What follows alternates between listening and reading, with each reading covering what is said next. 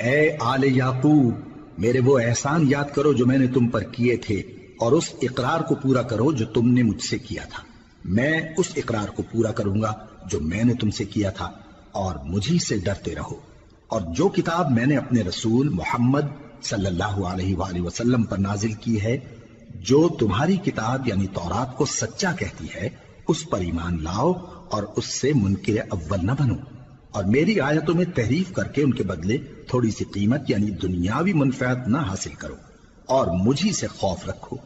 اور حق کو باطل کے ساتھ نہ ملاؤ، اور سچی بات کو جان بوجھ کر نہ چھپاؤ، اور نماز پڑھا کرو اور زکوٰۃ دیا کرو، اور اللہ کے آگے جھکنے والوں کے ساتھ جھکا کرو۔ یہ کیا عقل کی بات ہے کہ تم لوگوں کو نیکی کرنے کو کہتے ہو اور اپنے تئیں فراموش کیے دیتے ہو، حالانکہ تم اللہ کی کتاب بھی پڑھتے ہو؟ کیا تم سمجھتے نہیں؟ اور رنج و تکلیف میں صبر اور نماز سے مدد لیا کرو،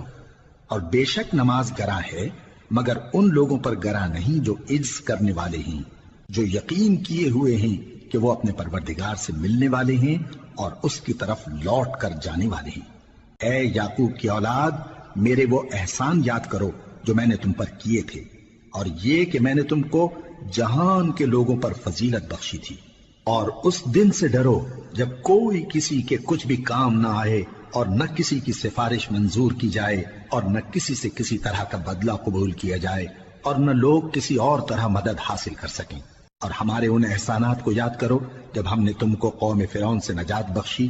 وہ لوگ تم کو بڑا دکھ دیتے تھے، تمہارے بیٹوں کو تو قتل کر ڈالتے تھے اور بیٹیوں کو زندہ رہنے دیتے تھے، اور اس میں تمہارے پروردگار کی طرف سے بڑی سخت آزمائش تھی۔ اور جب ہم نے تمہارے لیے سمندر کو پھاڑ دیا، پھر تم کو تو نجات دی اور فرعون کی قوم کو غرق کر دیا، اور تم دیکھ رہے تھے۔ اور جب ہم نے موسیٰ سے 40 رات کا وعدہ کیا تو تم نے ان کے پیچھے بچڑے کو معبود مقرر کر لیا، اور تم ظلم کر رہے تھے۔ پھر اس کے بعد ہم نے تم کو معاف کر دیا تاکہ تم شکر کرو۔ اور جب ہم نے موسیٰ کو کتاب اور معجزے عنایت کیے تاکہ تم ہدایت حاصل کرو۔ اور جب موسیٰ نے اپنی قوم کے لوگوں سے کہا کہ بھائیو، تم نے بچڑے کو معبود ٹھہرانے میں اپنی جانوں پر ظلم کیا ہے، تو اپنے پیدا کرنے والے کے آگے توبہ کرو، پھر اپنوں کو قتل کرو، تمہارے خالق کے نزدیک تمہارے حق میں یہی بہتر ہے۔ پھر اس نے تمہارا قصور معاف کر دیا،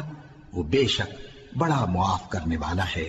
بڑا مہربان ہے۔ اور جب تم نے موسیٰ سے کہا کہ موسیٰ، جب تک ہم اللہ کو سامنے نہ دیکھ لیں گے تم پر ایمان نہیں لائیں گے، تو تم کو بجلی نے آ گھیرا اور تم دیکھ رہے تھے۔ پھر موت آ جانے کے بعد ہم نے تم کو اثر نو زندہ کر دیا تاکہ احسان مانو۔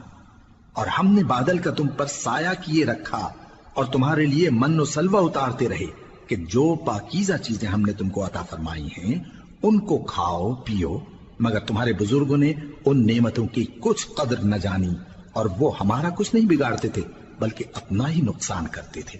اور جب ہم نے ان سے کہا کہ اس گاؤں میں داخل ہو جاؤ اور اس میں جہاں سے چاہو خوب کھاؤ پیو، اور دیکھنا دروازے میں داخل ہونا سجدہ کرتے ہوئے اور حطوۃ کہنا، ہم تمہارے گناہ معاف کر دیں گے اور نیکی کرنے والوں کو اور زیادہ دیں گے۔